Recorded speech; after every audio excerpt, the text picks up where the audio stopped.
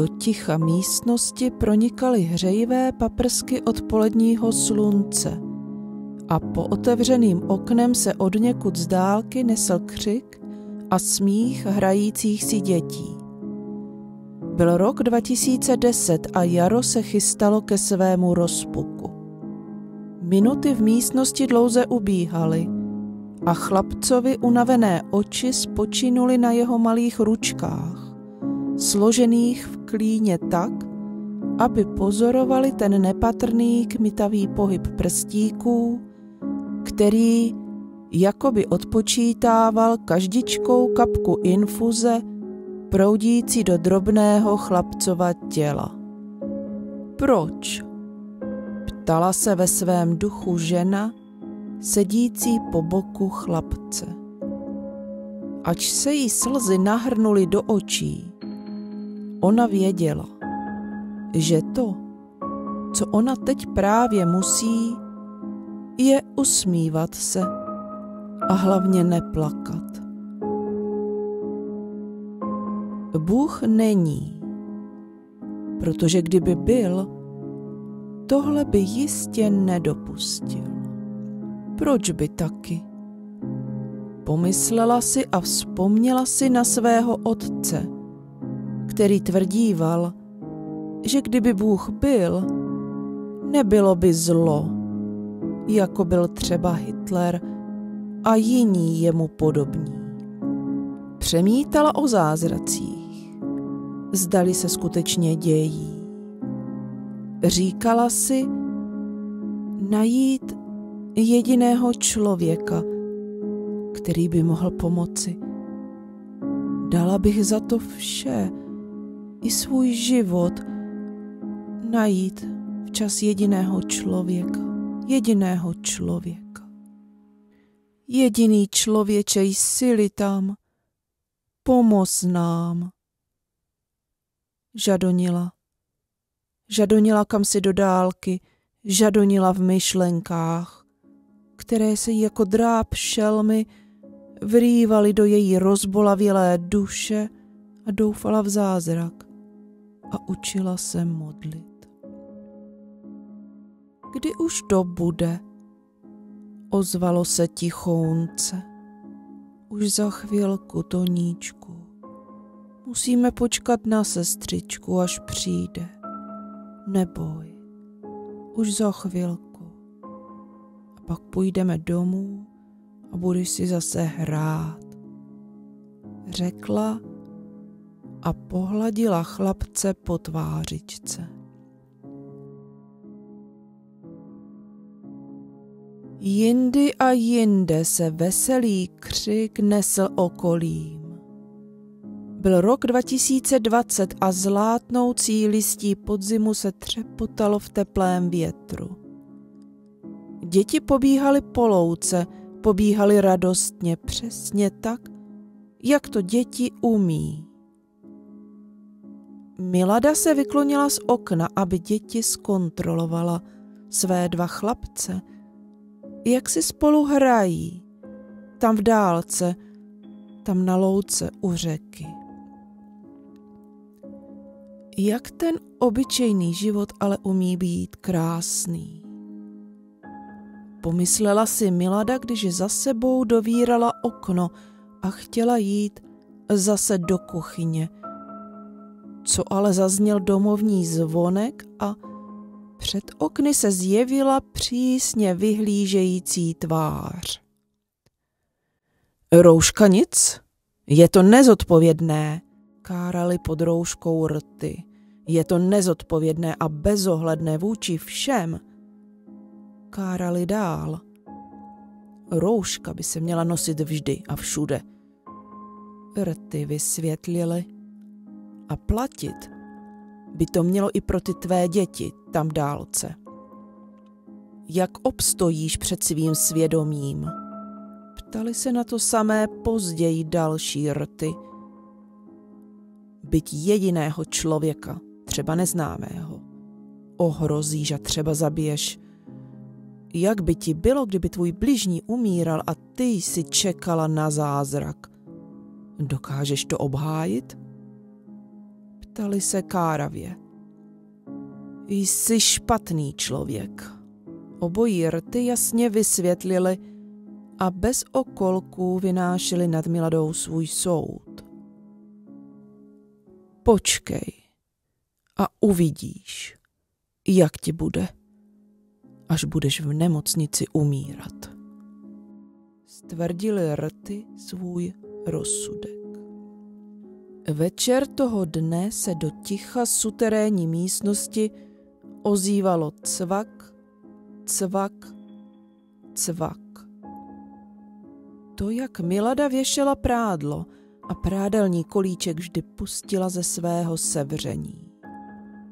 Tak, jak se Milada nořila do hlouby svých myšlenek, cvakot kolíčku ustával a zase se zrychloval, plynul nepravidelně, jak se jí před očima vyjevovaly rty, dávající jí lekci o morálce. Je tady něco zvláštního a důvěrně známého, najednou si uvědomila. Něco, co je stejné, ale přitom úplně jinak. S každým se cvaknutím kolíčku jakoby jí bodlo, úplně stejné, přitom úplně jinak, úplně stejné, úplně jinak, cvak a cvak.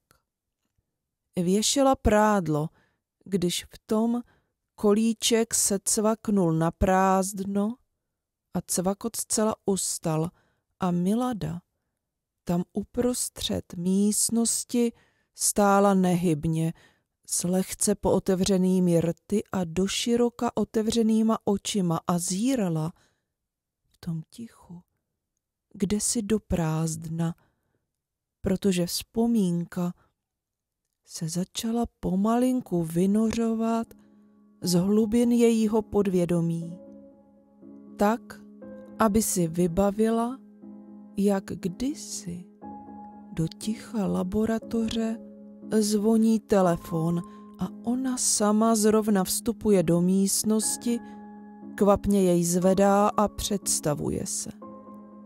Ano, ano, to jsem já, ano, za Svobodna, přitakávala tehdy komusi na druhém konci telefonu. Milada se smála, ale pak náhle zvážnila. Ano, samozřejmě, to je naprosto samozřejmé, nemám zcela pochyb. Jistě, příští týden se určitě ozvěte. Milada se rozloučila. To snad ani není možné, pronesla šeptem, když zavěsila telefon a zamyšleně se opřela o desku stolu. Emocemi byla pohlcena, překvapením a vážností okamžiku se celá chvěla se tak, že si musela dát hlavu do dlaní a stírat slzy. Neměla k tomu přesných slov, ale cítila, že je to něco jako posvátný dar, jako posvátná výsada, druhému, byť zcela neznámému, život zachránit. Krátce na to šla mezi lidi, své blízké, aby se jim svěřila, a bylo to její horoucí a nadšené srdce, které jí za lidmi tak táhlo. Bylo to totiž souznění, po čem tehdy prahla, proto se chtěla svěřit. A tak vyhledala první rty. Rty však řekly: pomátla ses, dárce kostní dřeně? Opravdu nemáš svých starostí dost? Její radost byla téměř pryč, když to uslyšela, a přišly rozpaky a deziluze. Snad větší pochopení najdu jinde, kvapně přemítala. A tak šla dál. Že je to třeba dítě? Prosím tě, a na své děti jsi nemyslela? Že by jejich maminka mohla o své zdraví či dokonce život přitom přijít? Že ne? Nemyslela? Jaká jsi to matka? Milada tápala pohledem, tápala ve svých myšlenkách. Pozbyla radost i rozpaky. A místo nich se začal do Milady vkrádat strach. Děti? Moje děti? Jaká jsi to matka? V duchu přemítala. Ale pak šla dál. Ale ne radostně jako prvé, ale šla si pro odvahu, kterou pro sebe náhle hledala. Nepřeji si to, přímo ti to zakazuj, dcero moje, děli rty. A hned odjinud znělo: milátko, prosím tě, proč mi děláš starosti ještě ty? Milado, obdivuji vás, ale upřímně, já bych to nikdy neudělal. Proč? Člověk nikdy neví, co všechno je zatím skryto. Znělo odjinud. Milado, jsi naivní. Kdy už budeš velká, lidé přece umírají a nést zodpovědnost za cizího. Vzpamatuj se už. Aspoň jednoho jediného člověka, který by mi oporou chtěl být, aspoň jednoho jediného, přemítala Milada. Tenkrát, když už bylo po všem, večer v tichu ložnice listovala Milada knihou pohádek, kterou před sebou měla, protože ji před spaním vždy čítávala svým dětem. Leží tam v oboře, znělo tam. Leží tam v oboře, nožky má nahoře. Bojím, že umře. Slepička prosila všechny, které mohla, a prosila je jen o obyčejnou věc. Byla to jen kapka vody, přesto ve svém nářku musela jít dál a dál. V tichu ložnice Milada zírala na knihu pohádek a přitom držela své dítě v náručí, své dítě přisáté k prsu a tiše vzlikala. Věděla už, že ani ona nenašla toho jednoho jediného, který by se nad neznámým člověkem slitoval a Miladě svým vlastním postojem tak odvahu dodal. Jaká jsi to matka? To jí sevřenou strachem teď bez ustání v uších znělo.